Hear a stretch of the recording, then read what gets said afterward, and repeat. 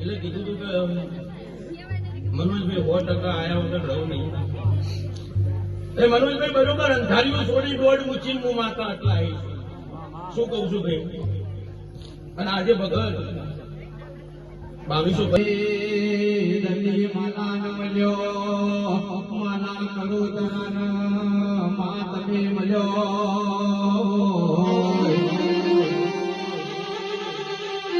આવજે મારી બહુ બીજના લોડાની મેલડી આવો